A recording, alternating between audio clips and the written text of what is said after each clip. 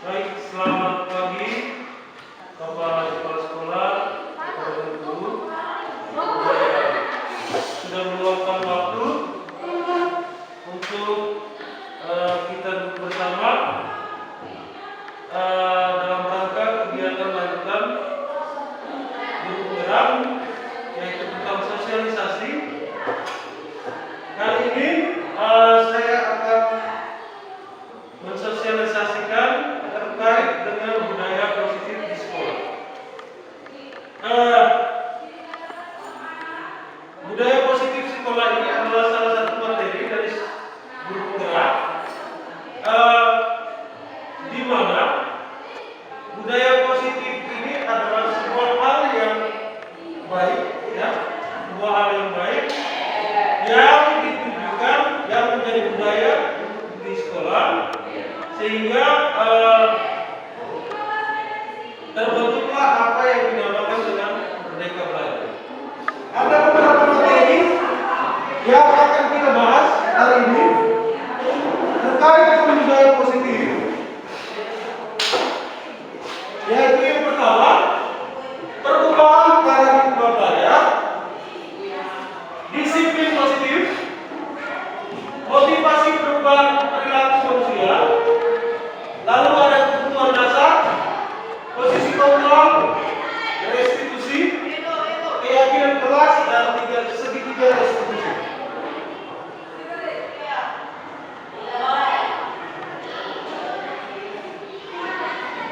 Perubahan paradigma. Dan untuk membangun budaya yang positif, sekolah perlu menyediakan lingkungan yang positif, aman, dan nyaman agar murid-murid mampu berpikir dan bertindak serta menciptakan dengan merdeka, mandiri, dan bertanggung jawab. Jadi salah satu strateginya yang perlu ditinjau ulang adalah bentuk disiplin yang dijalankan selama ini di sekolah. Kita lazim disiplin itu dikaitkan dengan kontrol. Dalam hal ini kontrol guru dalam menghadapi murid. Jadi ada paradigma atau cara berpikir kita bahwa disiplin itu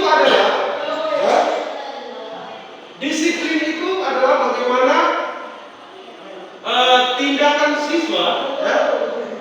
siswa yang harus dibuat di sekolah ini, lalu bagaimana guru mengontrol, guru yang mengendalikan siswa, bagaimana dia bersikap dan bertindak sesuai dengan budaya positif yang ada di sekolah. Jadi kita merubah cara berpikir kita bahwa dalam ini seperti apa yang dipaparkan oleh Dr. William Glasser dalam kontrol teori. Dia mengungkapkan ada beberapa hal. Yang pertama itu adalah ilusi guru mengontrol murid, lalu ilusi bahwa semua penguatan positif efektif dan bermanfaat. Yang ketiga itu adalah ilusi bahwa kritik dan membuat orang merasa bersalah dapat menguatkan karakter. Lalu ilusi yang ketiga adalah ilusi bahwa orang dewasa memiliki hak untuk memaksa. Jadi kita maksud dari perubahan paradigma tadi, paradigma yang kita anggap selama ini bahwa segala tindakan perilaku siswa itu selalu dikontrol guru kita adalah keliru, ya. Tetapi segala tindakan dan perilaku itu harus merupakan yang keluar dari dalam pribadi siswa atau intrinsik, ya. Ketika kita mengontrol lalu kita mengharuskan mereka seperti ini, maka murid akan merasa tidak nyaman, ya. Murid merasa tidak nyaman ketika berada di lingkungan sekolah, karena setiap gerak-geriknya akan selalu dikontrol oleh guru.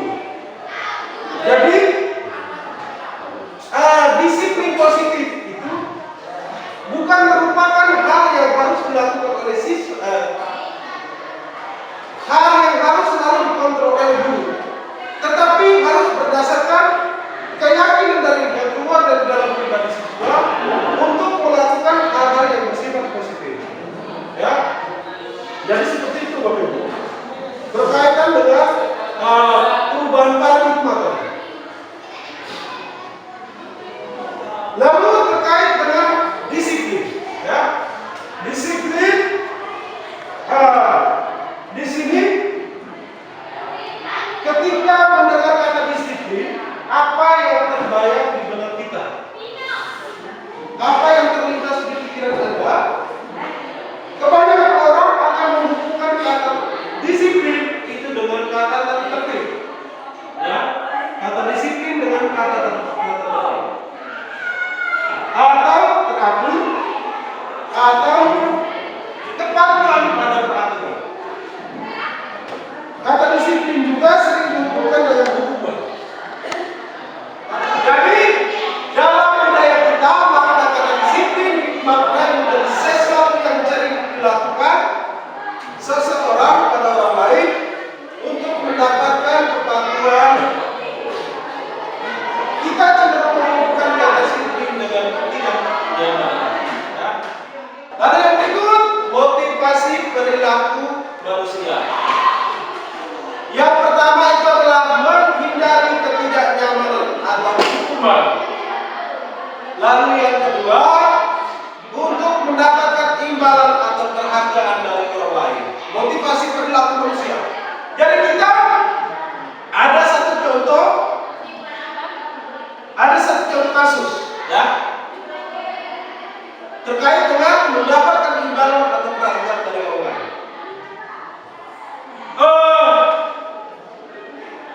Misalnya seorang guru di dalam kelasnya ketika siswa masuk, ya, ketika siswa ini masuk kelas lalu tidak antri ketika masuk kelas, lalu gurunya bilang begini, anak-anak, kita masuk kelas harus tertib, harus antri. Tetapi siswanya itu selalu melakukan tidak sering melakukan itu. Akhirnya gurunya bilang begini. Gurunya mengatakan, oke anak, siapa yang masuk ke dalam kelas dengan tertib, saya akan memberikan penghargaan berupa bintang.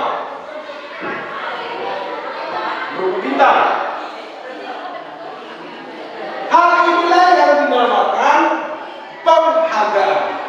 Ya.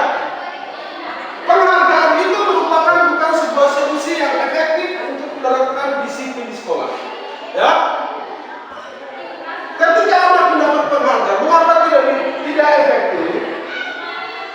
Ketika anak mendapat penghargaan, maka dia akan tetap tertib. Tetapi ketika penghargaan itu tidak diberikan lagi, ya, penghargaan tidak diberikan lagi, maka anak itu akan kembali tidak menjadi tidak tertib lagi. Jadi penghargaan itu adalah sebuah sama saja dengan sebuah hukuman. Yang berikut, tujuan keyakinan kelas.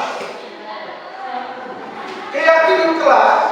Jadi untuk menerapkan disiplin positif di lingkungan sekolah, yang paling pertama yang harus kita lakukan kita sebagai guru, ya, kita sebagai guru yang harus kita lakukan dalam menerapkan disiplin sekolah, yang pertama itu adalah membuat keyakinan kelas. Keyakinan kelas itu hampir sama dengan peraturan kelas, ya. Keyakinan kelas itu hampir sama dengan peraturan kelas, ya. Hampir sama dengan peraturan kelas. Tetapi peraturan kelas itu sering menimbulkan sering muncul hal-hal yang negatif. Misalnya dilarang masuk kelas menggunakan sepatu. Kata dilarang ini adalah hal-hal yang negatif, ya. Hal-hal yang tidak membangun nilai budaya tersebut.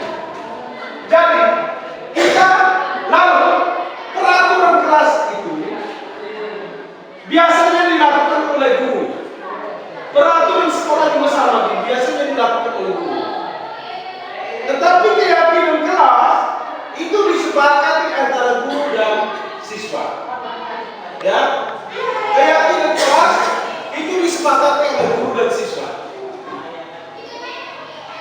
Jadi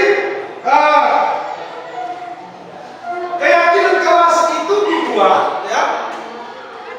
Keyakinan kelas itu dibuat antara adanya kesepakatan antara guru dengan siswa. Kira-kira yang bunyinya sama, ya. Misalnya ada siswa yang tulis harus datang tepat waktu. Lalu ada siswa yang tulis tertib waktu. Ada yang tulis disiplin terhadap waktu. Kalimat-kalimat yang sama itu nanti digabungkan menjadi satu. Setelah itu, guru bersama siswa rembuk bersama, buat istilahnya dia disederhanakan, diringkas begitu. Hal yang sama itu diringkas, dibentuk, dijadikan sebuah kesepakatan dalam kelas. Lalu nanti setelah kesepakatan kelas itu jadi disepakati bersama-sama, ditandatangani oleh wali kelas, lalu kesepakatan itu ditempel di dinding, ya, ditempel di dinding. Nanti Bapak Ibu mereka bisa lihat di kelas 7A, ya. Di kelas 7A itu ada kesepakatan kelas yang saya buat bersama dengan anak kelas 7A kembali. Jadi nanti ditempel bersama sehingga di tempat yang bisa dilihat mereka, sehingga ketika mereka datang mau belajar mereka selalu lihat. Jadi mereka akan teringat terus apa-apa yang harus kita buat di dalam kelas. Saya harus menghormati sang punya guru, harus menghargai teman-teman, saya harus datang tepat waktu. Kalau dikasih tugas saya harus kerja. Nah, hal-hal seperti itu yang akan teringat terus di benak mereka. Ya. Berikut hukum, sanksi, dan restitusi. Ya. Hukum dengan sanksi sama. Ya. Hukum dengan sanksi itu sama. Ketika anak salah, hukumannya apa? Misalnya, ketika anak salah, anak harus tidak boleh istirahat. Kalau ketika misalnya anak tidak mengerjakan tugas, kita menghukum mereka jam istirahat tidak boleh istirahat, kerja tugas, duduk di dalam kelas, kerja tugas sampai dia masuk. Nah itu hukuman atau sanksi, ya. Misalnya guru PJOK, anak tidak pakai kostum, lari keliling lapangan 50 kali. Nah, itu sama dengan sanksi. Berbeda dengan restitusi. Ada 3 bagian, namanya segitiga restitusi. Ya. Yang pertama itu menstabilkan identitas. Lalu segitiga yang di samping kiri validasi tindakan yang salah. Jadi ada 3 sisi, ya. Ada 3 sisi dalam segitiga restitusi. Ya. Sisi yang bawah namanya menstabilkan identitas. Jadi menstabilkan identitas itu maksudnya ketika anak berbuat salah kita panggil, lalu jangan ketika anak datang lalu kita, engkau salah. Nah itu yang kita harus menstabilkan situasi, sehingga anak merasa bahwa jangan anak terbeban ketika dia mendapat masalah itu dia merasa terbeban, sehingga akan semakin banyak masalah yang timbul dalam diri. Ya, jadi kita harus menstabilkan identitasnya. Misalnya, baik,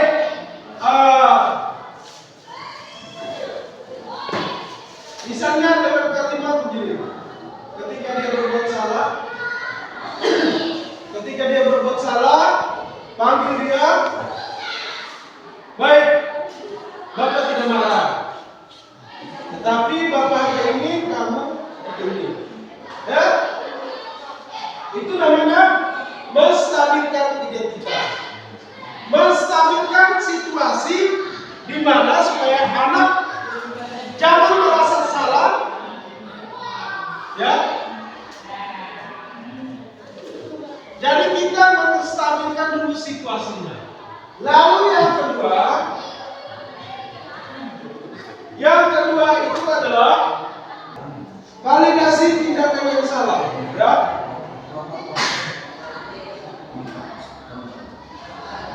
Validasi tindakan yang salah itu contohnya begini.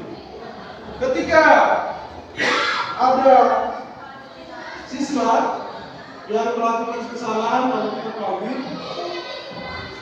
setelah kita menstabilkan identitas, kita lakukan yang kedua itu adalah validasi tindakan, ya, validasi tindakan. Misalnya dengan kalimat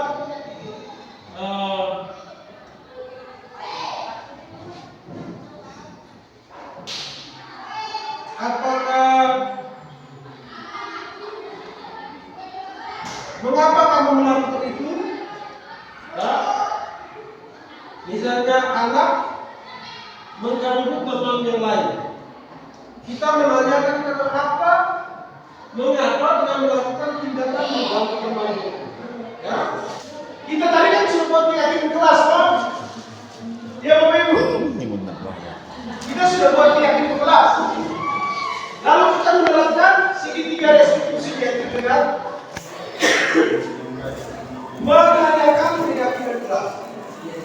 Jadi yang pertama tadi itu adalah menstabilkan identitas, ya. Menstabilkan identitas, dan yang kedua itu adalah validasi tindakan yang salah, ya.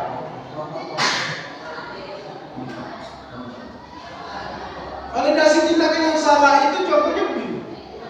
Ketika ada siswa yang melakukan kesalahan dalam ketahuan,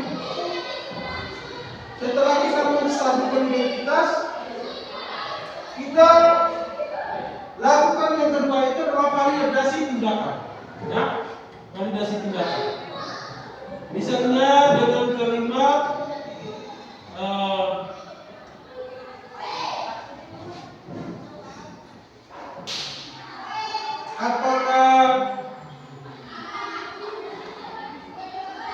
mengapa kamu melakukan itu? Ya. Misalnya anak mengganggu teman yang lain. Kita menanyakan kenapa, mengapa dia melakukan tindakan mengganggu teman. Ya. Mengapa dia melakukan tindakan untuk mengganggu temannya? Pasti siswa itu punya alasan, ya. Punya alasan ketika dia melakukan sesuatu yang kita anggap salah, ya. Walaupun menurut kita salah, tetapi menurut dia tujuan dia adalah dia untuk memenuhi, ya. Dia punya tujuan adalah untuk memenuhi dia punya keinginan, ya, untuk memenuhi keinginannya. Jadi ada motivasi dalam diri yang dilakukan oleh siswa itu untuk melakukan tindakan itu. Jadi kita harus melakukan validasi dulu. Setelah itu kita menanyakan keyakinan kelas. Kira-kira keyakinan kelas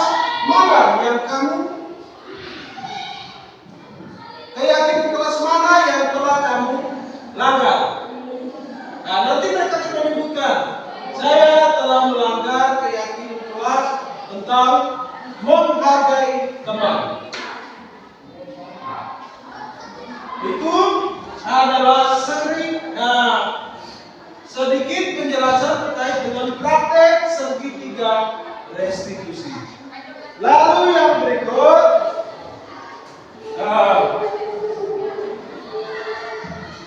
pemenuhan kebutuhan dasar. Ya, itu ada pemenuhan kebutuhan dasar.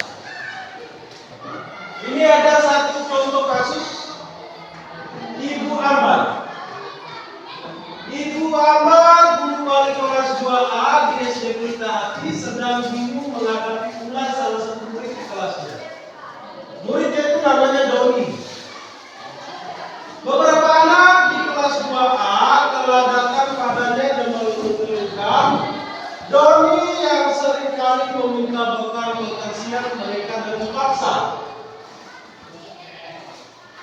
Jika Anda menghadapi situasi seperti Ibu Abad, apa yang Anda lakukan? Menurut Anda kira-kira apa alasan Doni melakukan hal itu? Kira-kira Ibu Erni, ketika ada siswa yang datang mengadu,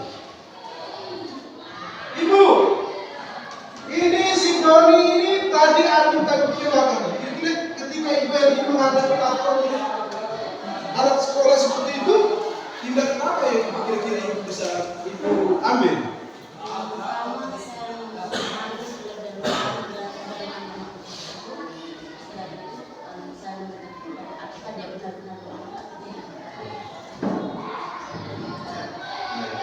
Kalau kemudian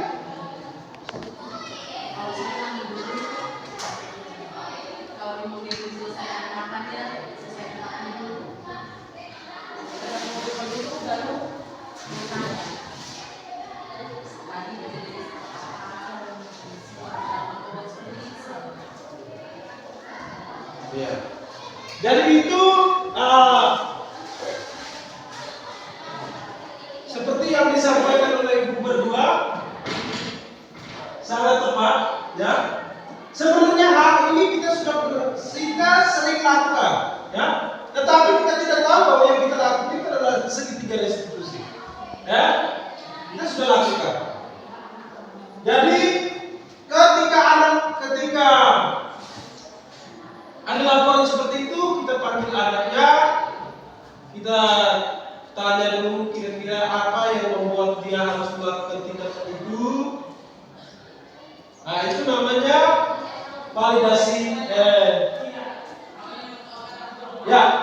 validasi tindakan. Ya. Kita masih stabilkan dulu situasi. Jangan sampai dia karena takut nasi yang dia sudah makan itu diminta kembali. Hanya karena dia ketika dia datang masuk, kita langsung pasang dalam keserah. Kalau ini datang ke sekolah kita membawa makanan, datang dengan ambil untuk makan. Nah, ini yang keliru, ya. Tetapi kita harus menstabilkan diri, ya. Jadi saya rasa kita sudah sering melakukan itu, hanya kita belum tahu apa itu sebenarnya, apakah itu restitusi, ya. Lalu yang harus dilakukan itu adalah selanjutnya, ya, yang mereka lakukan, yang siswa lakukan ketika mereka berbuat salah itu karena didorong oleh faktor kebutuhan. Misalnya tadi contoh si Doni ambil orang punya makanan.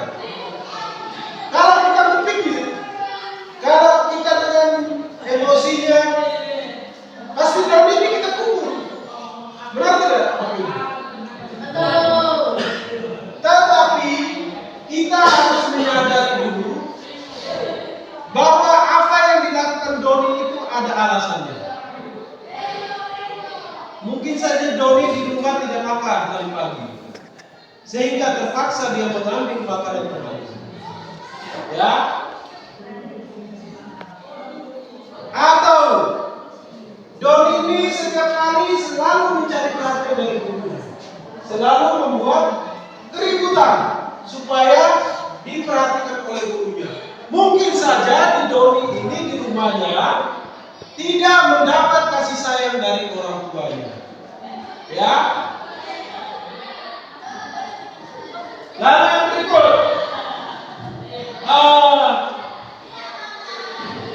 Doni, jadi itu ada 5 kebutuhan, ya. Contoh-contoh tadi.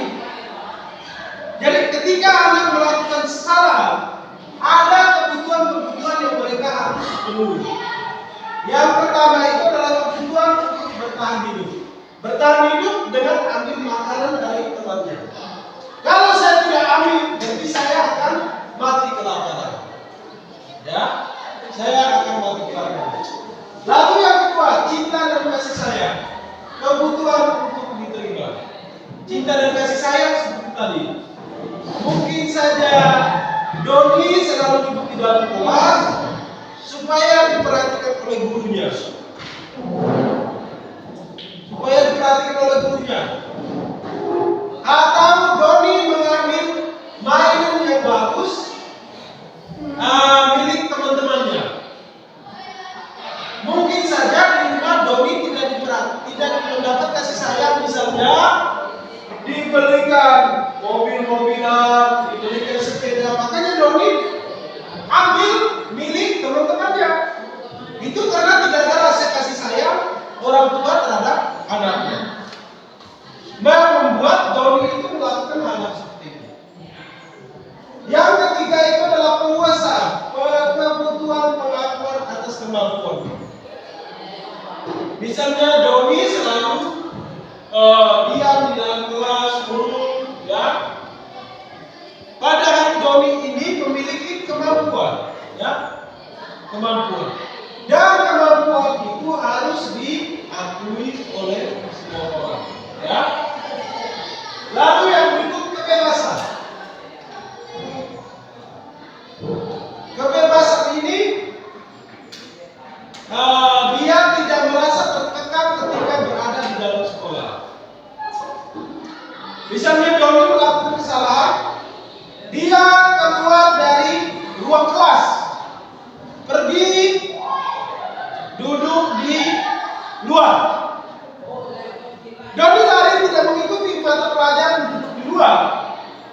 Itu karena Doni ingin supaya ada kebebasan.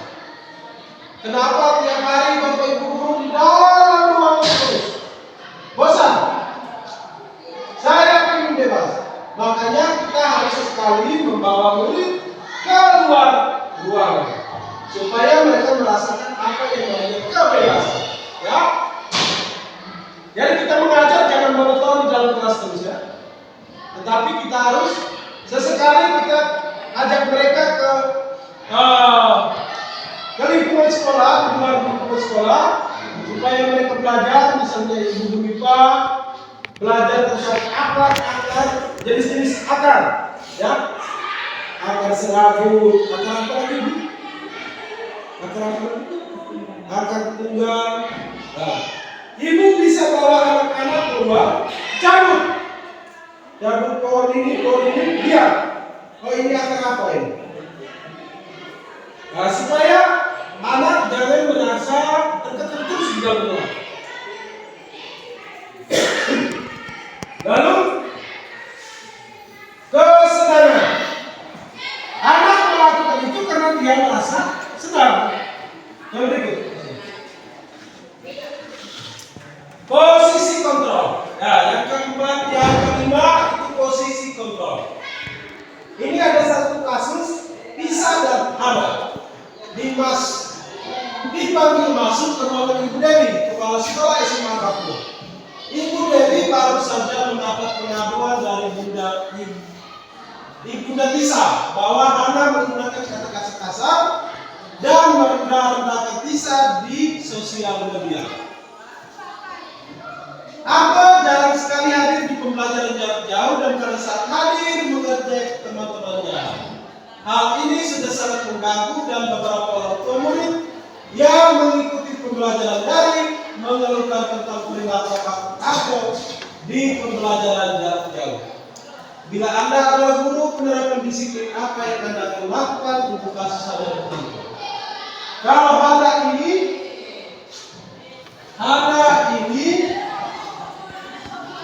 menggunakan kata-kata kasar. Ibu Desti, ketika ada siswa yang diadukan bahwa dia menggunakan kata-kata kasar di lingkungan sekolah, jadi apa yang Ibu bisa lakukan untuk siswa tersebut?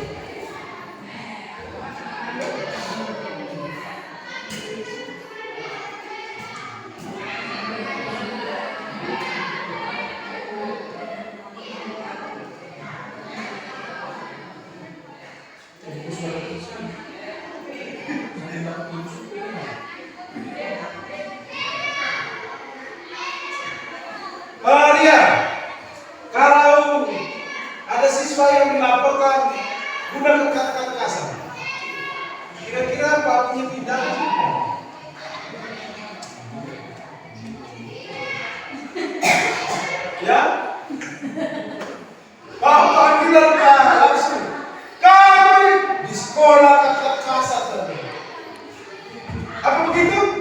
Tidak kan?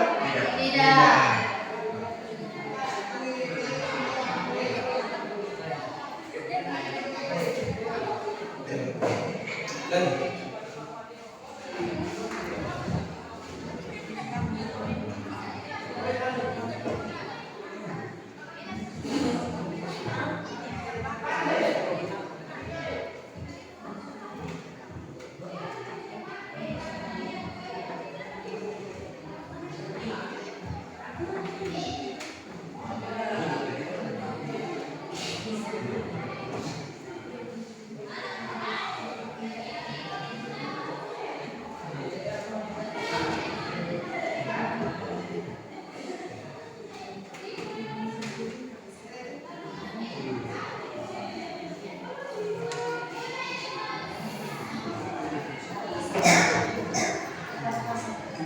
Ya.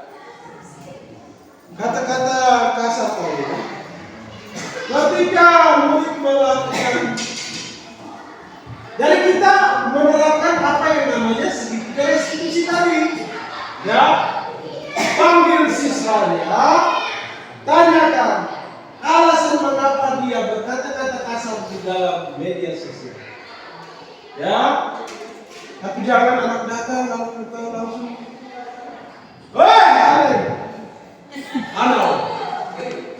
engkau sudah buat salah kata-kata kasar di dalam media sosial. Nah itu anak yang tadinya dia tidak akan terbuka ketika kita bertanya selanjutnya. Ya? Kita pancing dia, kita buat dia menstabilkan punya emosi, ya? Menstabilkan keadaan. Lalu kita menstabilkan keadaan, lalu kita menanyakan kira-kira apa alasan kamu melakukan, alasan kamu mengucapkan kata-kata kasar melalui media sosial. Lalu selanjutnya kita menanyakan dia kembali, kira-kira apa yang bisa kamu lakukan untuk memperbaiki ini? Kita tanyakan ke mereka, jangan kita yang harus dalam dirinya yang untuk melakukan perubahan terhadap tindakan itu, ya. Jangan karena engkau berbuat demikian, maka engkau saya skor 1 minggu tidak boleh datang ke sekolah. Ini salah, ya. Tetapi kita menanyakan kembali ke dia, karena engkau sudah melakukan itu, kira-kira apa yang engkau harus buat supaya bisa memperbaiki hal itu. Tanyakan ke dia, ke siswanya. Oke, saya akan meminta maaf, lalu memperbaiki kesalahan saya, dan saya tidak akan melakukan lagi. Terakhir kita mengucapkan terima kasih banyak karena engkau sudah berniat untuk melakukan perubahan itu. Ya. Kalau kita selama ini kan kadang karena mungkin kurang kontrol, ya, sehingga kita melakukan tindakan-tindakan yang salah, ya. Jadi ketika menghadapi persoalan, ingat yang namanya apa? Restitusi. Menstabilkan identitas, validasi tindakan yang salah, dan menanyakan keyakinan pada yang salah. Ya. Lalu yang berikut ciri-ciri restitusi yang membedakan dengan program disiplin lain. Restitusi itu bukan untuk menebus kesalahan. Ya. Jadi ketika anak salah, misalnya engkau janji dengan pacar, contoh, ya, engkau janji dengan pacar. Ibu A janji dengan pacar. Lalu pacarnya tidak tepati janjinya. Akhirnya Ibu A yang menyusul pacarnya ke kos pacar. Tidak mungkin sampai di sana Ibu A lalu bilang, engkau harus bayar uang transportasi, engkau harus menebus kesalahan. Ini ya salah, ya. Tetapi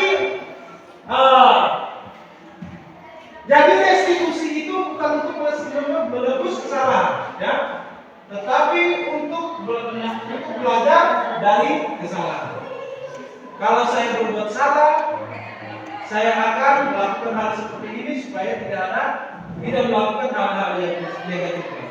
Ya. Lalu yang berikut, restitusi memperbaiki hubungan. Jadi misalnya tadi si Doni ambil makannya si Erna misalnya. Ketika kita melakukan restitusi, ketika menyelesaikan persoalan antara Doni dengan Erna, karena Erna ini makannya diambil oleh Doni, ketika kita menyelesaikan masalah dengan cara restitusi, maka baik korban maupun pelaku akan merasa sama-sama puas.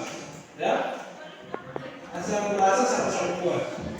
Korbannya tidak merasa dirugikan atau pelakunya juga tidak merasa terlalu bersalah. Ya, hanya mungkin karena siswanya itu banyak persoalan di rumah, tidak diperhatikan oleh orang tuanya, lalu dia mengambil makan.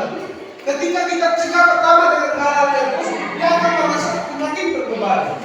Ya, sudah tambah masalah di rumah, tambah lagi masalah di sekolah. Padahal anak itu mungkin dari sekolah, dari rumah, pagi, orang tuanya tidak perhatikan dia makan, minum, datang sampai di sekolah, makan si A diambil, makan si B diambil. Nah, jadi seperti itu. Lalu restitusi itu adalah tawaran, bukan paksaan. Tawaran, ya. Restitusi itu adalah tawaran. Tawarannya begini. Ketika anak buat salah, kita tawarkan kepada mereka kira-kira apa yang bisa kamu lakukan untuk memperbaiki ini. Itu namanya jadi itu sebuah tawaran, bukan paksaan. Kamu sudah berbuat salah, maka kamu saya skorsi 1 minggu tidak boleh masuk di dalam kelas. Itu tindakan yang salah. Ya, tidak boleh salah. Anak tidak akan kalau tindakan seperti itu kita ambil, tidak akan membuat anak itu akan berubah. Ya. Dengan dia di luar terus, anak pasti mengatakan, saya di luar terus baik. Saya bisa baik. Ya. Jadi dia tidak akan pernah menyadari kesalahan yang dia buat. Bisa paham ya Bapak Ibu? Bisa tidak? Yang berikut restitusi menuntut untuk melihat ke dalam diri. Jadi dia melihat apa yang ada di dalam dirinya. Oh, saya sudah berbuat salah. Saya tidak sopan terhadap saya punya teman. Ya. Lalu yang berikut restitusi mencari kebutuhan dasar yang mendasari tindakan. Apa yang dia lakukan itu dimotivasi oleh beberapa faktor tadi, ya. Ingin dihargai, ingin memenuhi kebutuhan hidup, ingin mendapatkan rasa kasih sayang, ya. Jadi dia melakukan tindakan itu ada alasan, ya. Jadi setiap kali kalau ada buat salah, kita tanyakan dulu alasannya apa dia buat itu, ya. Restitusi diri adalah cara yang paling baik. Restitusi fokus pada karakter bukan tindakan. Ya. Jadi kita berusaha untuk memperbaiki karakternya, bukan untuk memperbaiki tindakan yang dia buat. Ya. Jadi untuk menguatkan karakternya. Ya. Lalu yang berikut restitusi untuk menguatkan. Restitusi fokus pada solusi. Restitusi mengembalikan murid yang berbuat salah pada kelompok. Ketika dia berbuat salah, kita melakukan hal dengan cara restitusi akan menstabilkan akan menstabilkan kondisinya kembali, sehingga dia tidak merasa tersisihkan dari kelompok-kelompok di dalam kelasnya atau di sekolahnya. Ya, baik.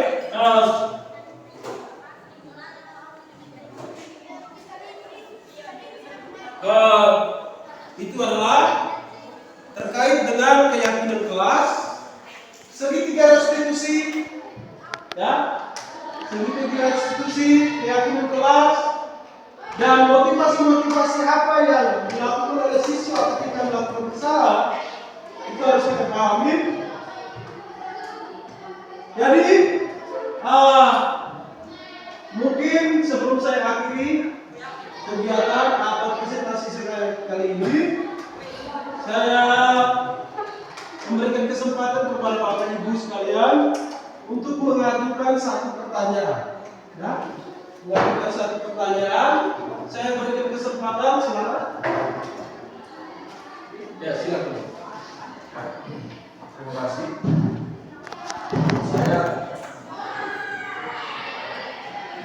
Saya mendengar apa yang telah disampaikan oleh CGP tadi. Ada beberapa poin yang saya tadi saya ingin poin. Hanya ada 2 poin. Ya, yang paling saya garis bawah itu persoalan tentang situasi model pembelajaran di dalam kampus. Bagaimana guru bisa feedback dengan anak murid sehingga menghasilkan sebuah pembelajaran yang menyenangkan. Jadi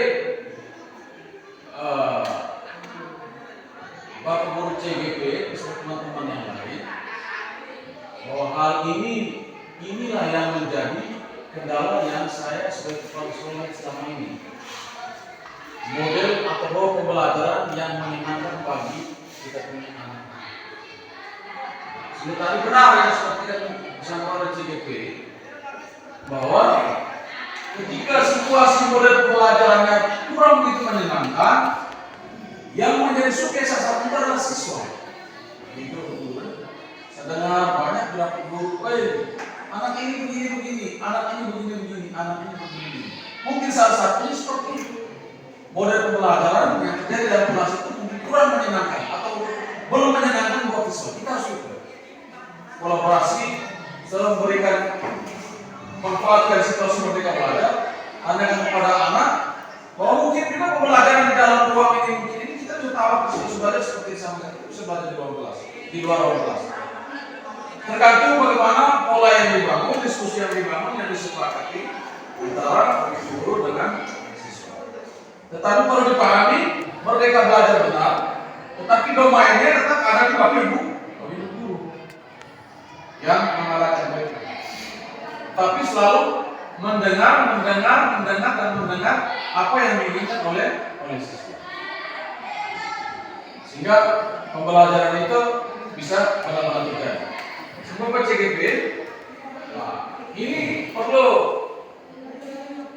sekali atau 2 kali, bisa 3 kali lagi harus seperti ini, sehingga diberikan edukasi kepada teman-teman guru yang lain dan bapak sebagai contohnya diberikan edukasi kepada teman-teman yang lain, sehingga model seperti apa, sehingga model pembelajaran merdeka belajar yang sesungguhnya yang kita mau cari itu seperti apa.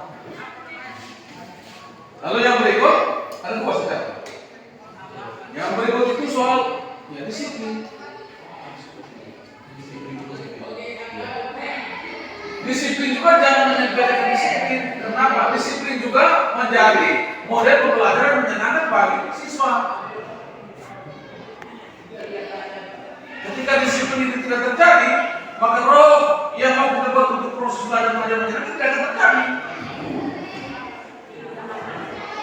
Ketika siswa sudah menyiapkan diri dengan baik untuk ini, lalu misalnya gurunya tidak hadir, atau gurunya hadir tapi tidak masuk, atau gurunya di dalam kelas main HP, itu berarti sudah menjadi model pembelajaran sepihak yang kita mau jadi itu sudah tidak dilakukan.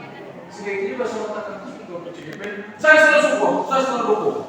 Apa yang terbaik untuk sekolah saya selalu dukung. Lalu ini tambahan, ya harus dicari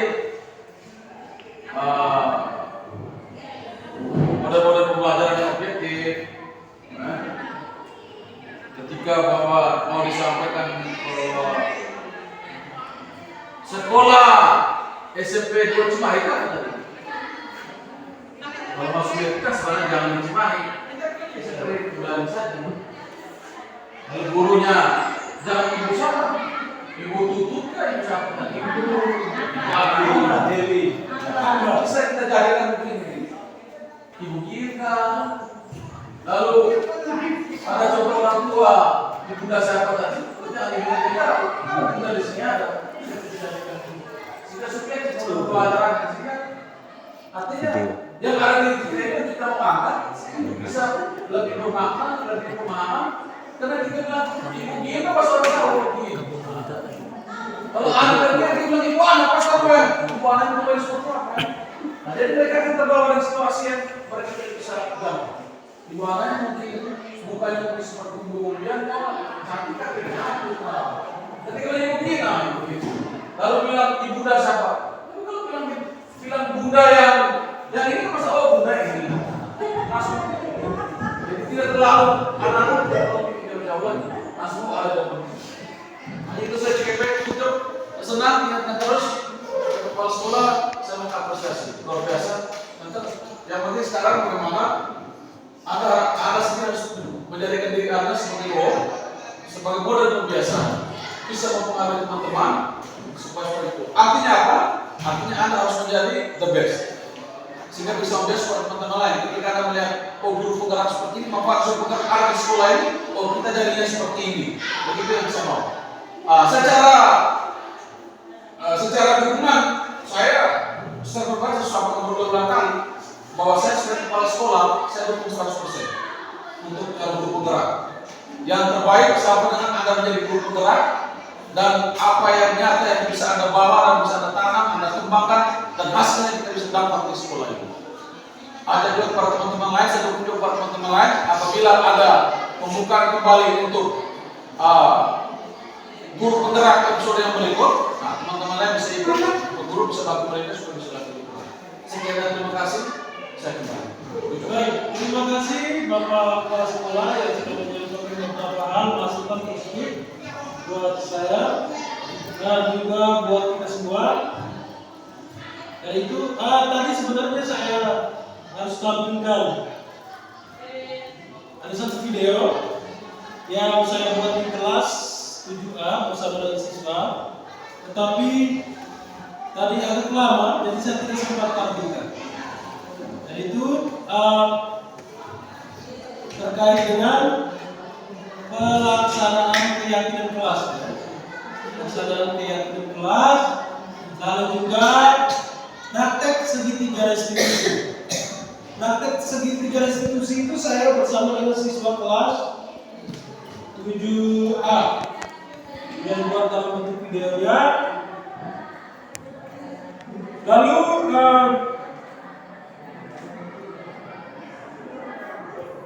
mungkin saya beri kesempatan satu orang lagi untuk bisa diberikan pertanyaan atau berupa masukan positif buat semua terkait dengan apa yang tadi saya sudah sampaikan, apa yang sudah saya paparkan tadi. Silakan mungkin satu orang. Tidak ada? Baik, kalau begitu saya tutup. Jadi satu penemuan yang terakhir bahwa upaya-upaya yang dapat dilakukan dalam membangun budaya positif di sekolah tentunya untuk mewujudkan hal ini membutuhkan proses yang tidak bisa dilakukan dalam waktu singkat. Ya. Selain itu, proses ini juga membutuhkan keterlibatan semua pemangku kepentingan, yaitu Bapak Kepala Sekolah, rekan-rekan guru, komite, orang tua, dan pemerintah terutama pemerintahan desa. Ya. Satu kalimat yang terakhir, bila kita ingin membuat kemajuan perlahan, sedikit-sedikit ubahlah sikap atau perilaku Anda. Dan bila kita ingin memperbaiki cara-cara utama kita, maka kita perlu mengubah kerangka acuan kita. Maka kita ubahlah bagaimana Anda melihat dunia, bagaimana Anda berpikir tentang manusia, dan ubahlah paradigma berpikir kita. Itu saja. Selamat siang untuk kita semua. Wassalamualaikum warahmatullahi wabarakatuh. Salam sejahtera, salam sehat, salam sukses. Tuhan memberkati. Kita berdalam ya.